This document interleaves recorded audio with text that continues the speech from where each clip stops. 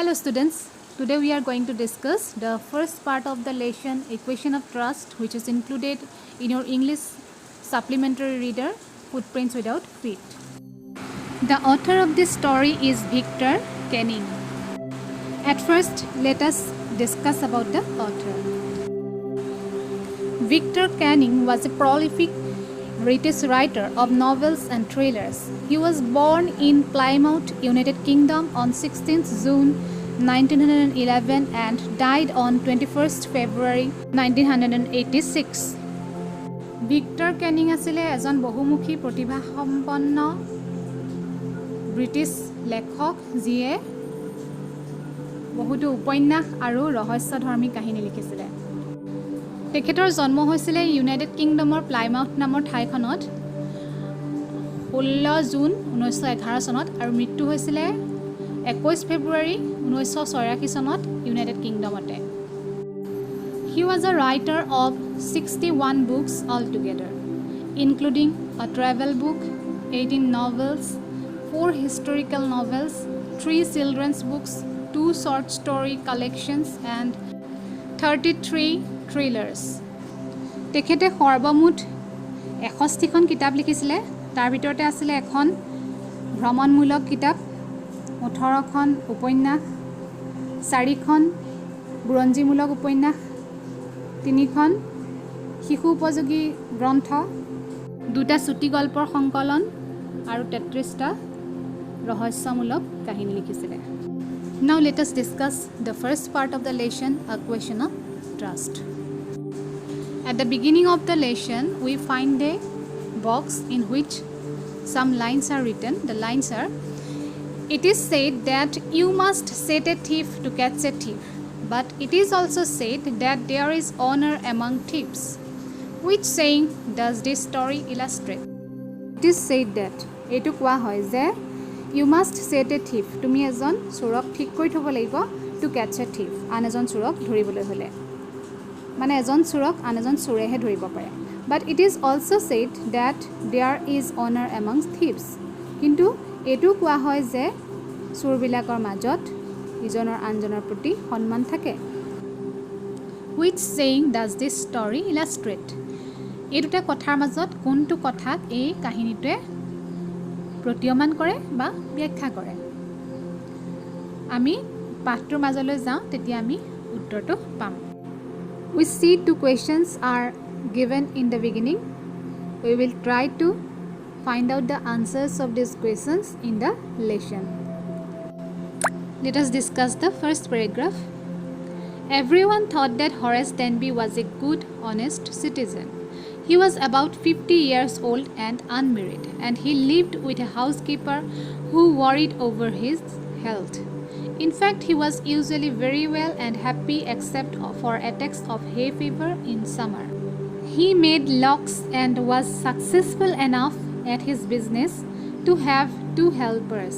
Yes, Horace Denby was good and respectable, but not completely honest. Everyone thought that Horace Denby was a good, honest citizen. প্ৰত্যেকেই ভাবিছিলে যে হৰেছ ডেনবি এজন ভাল আৰু সৎ নাগৰিক। He was about 50 years old and unmarried. তেওঁ 50 বছৰীয়া আছিলে আৰু অবিবাহিত আছিলে। And he lived with a housekeeper who worried over his health. আৰু তেওঁ এগৰাকী পৰিচাৰিকাৰ সৈতে বাস কৰিছিলে যিয়ে তেওঁৰ স্বাস্থ্যৰ খবৰ ৰাখিছিলে।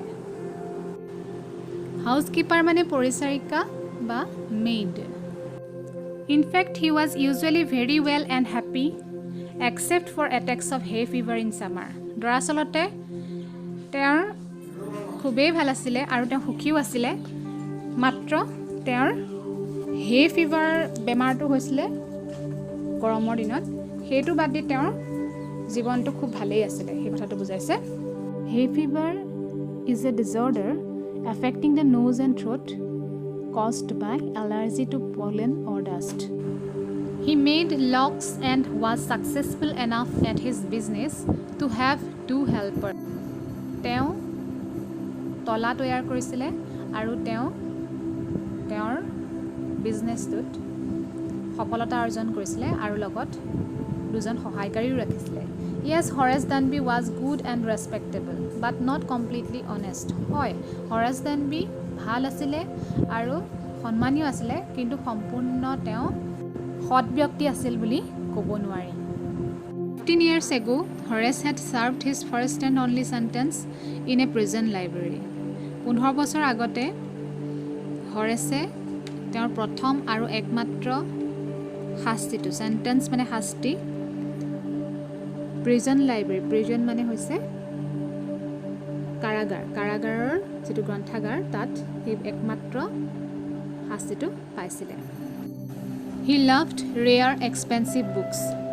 তেওঁ ভাল পাইছিলে দুষ্প্ৰাপ্য দামী কিতাপবিলাক expensive মানে costly দামী So he robbed a safe every year আৰু সেইবাবে প্ৰত্যেক বছৰে তেওঁ এটা সন্দুক চুৰি কৰে বা ডকাইতি কৰে Each year he planned carefully just what he would do Stole enough to last for 12 months and secretly bought the books he loved through an agent. প্ৰত্যেক বছৰে খুব সাৱধানে তেওঁ পৰিকল্পনা কৰে যে তেওঁ কি কৰিব আৰু পৰ্যাপ্ত পৰিমাণে 12 মাহ জুৰাকৈ তেওঁ চুৰ কৰাৰ পৰিকল্পনা কৰে আৰু গোপনভাৱে এজন এজেন্টৰ হতুৱাই তেওঁ ভাল পোৱা কিতাপবোৰ কিনে So here we come to know that Horace Danby's hobby was reading books and he robbed every year to have enough money to buy rare and costly books. Now walking in the bright July sunshine, he felt sure that this year's robbery was going to be as successful as all the others. আৰু এতিয়া উজ্জ্বল July মাহৰ সূৰ্যৰ পোহৰত তেওঁ খোজকাঢ়ি থাকোঁতে এইটো তেওঁ নিশ্চিতভাৱে অনুভৱ কৰিছিলে যে এই বছৰৰ যিটো ডকাইতি তেওঁ কৰিব সেইটো আগৰ গেইপাৰৰ নিচিনাকৈ সফল হ'ব For 2 weeks he had been studying in the house at Sotover Grange. 2 সপ্তাহ ধৰি তেওঁ Sotover Grangeত থকা ঘৰটো অধ্যয়ন কৰি থাকিলে গ্ৰেঞ্জ মানে a farm house with stable and out house এটা মানে পাম ঘৰ ঘোঁৰাশাল এইবিলাক লৈ পেলাই গাঁৱৰ ঘৰ এই Sotover Grangeত থকা ঘৰটো তেওঁ অধ্যয়ন 2 সপ্তাহ ধৰি কৰিলে তাৰমানে looking at its rooms its electric wiring its paths and its garden year room বিলাক ইয়াৰ ইলেক্ট্ৰিক ওয়্যাৰিং বিলাক কেনেকুৱা ইয়াৰ ৰাস্তা বিলাক কেনেকুৱা ইয়াৰ বাগিচা কেনেকুৱা এই সকলো বিলাক তেওঁ অধ্যয়ন কৰি ললে যাতে তেওঁ খুব সহজতে চুৰ কৰিব পাৰে This afternoon the 2 servants who remained in the Grange while the family was in London had gone to the movies এই আবেলিটোত দুজন ঘৰুৱা বন কৰা মানুহ যিকিজন সেই ঘৰটোত আছিলে এই পৰিয়ালটোৰ যেতিয়া লণ্ডনলৈ গুচি গ'ল তেতিয়া তেওঁলোক সেই ঘৰটোত আছিলে আৰু তেওঁলোকো সেইদিনা আবেলি মুভি চাবলৈ বা চিনেমা চাবলৈ গুচি গ'ল Horace saw them go আৰু হৰেছে তেওঁলোকক যোৱা দেখিলে and he felt happy in spite of a little tickle of hay fever in his nose তেওঁ খুব আনন্দিত হ'ল তেওঁলোকক যোৱা দেখি যদিও তেওঁ অকণমান hay feverটোৱে তেওঁক নাকত অকণমান অশান্তি দিয়া যেন তেওঁ পালে tickle মানে irritation অশান্তি He came out from behind the garden wall his tools carefully packed in a bag on his back তেওঁ বাগিচাৰ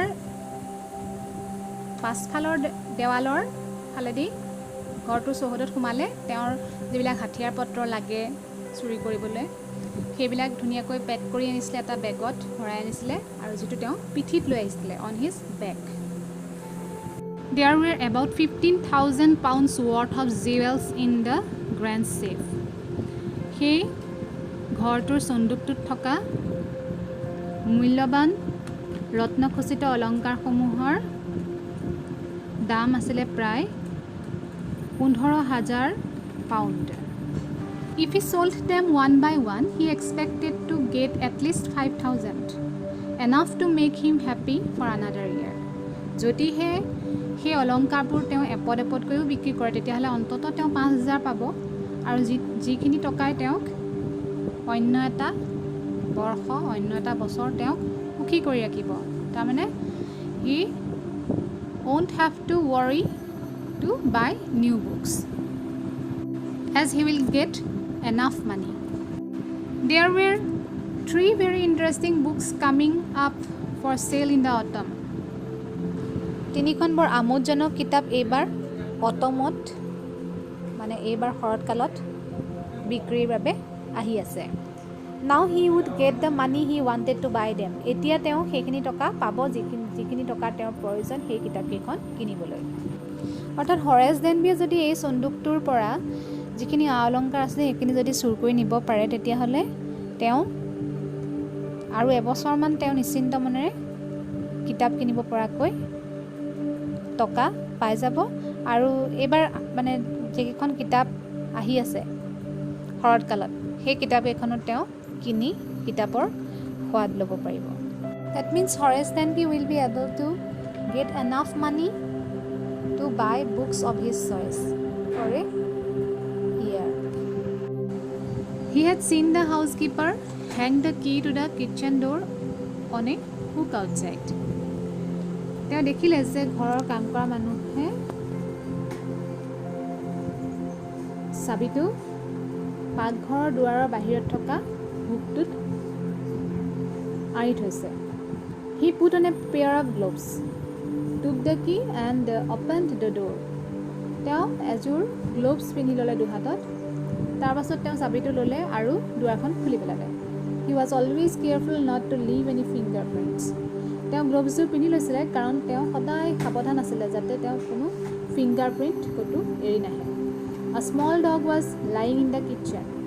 এটা সৰু কুকুৰ পাকঘৰত শুই আছিলে.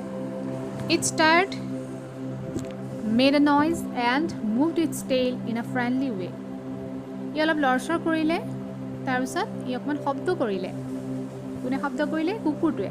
আৰু ইয়াৰ নেজডাল জোকাৰিলে অকণমান বন্ধুত্বপূৰ্ণভাৱে জোকাৰিলে. All right, Cherry, Horace said as he passed. হৰেছে পাৰ হৈ যাওঁতে কৈ থৈ গ'ল যে ঠিক আছে Cherry, all you had to do to keep dogs quiet was to call them by their right names. As Horace Denby was very much experienced, so he did accordingly. কি কৰিলে তেওঁ যে তুমি যদি কুকুৰ এটাক মনে মনে ৰাখিব খোজা তেতিয়াহ'লে তাহাঁতৰ যিটো নাম সেই নামটোৰে সঠিক নামটোৰে সিহঁতক মাতিব লাগে. And show them love. আৰু তাহাঁতক ভাল পোৱাটো দেখুৱাব লাগে তাহাঁতৰ প্ৰতি মৰম দেখুৱাব লাগে. The safe was in the drawing room behind a rather poor painting. Now we come to know about the actual position of the safe. Where was it? It was in the drawing room behind a poor painting.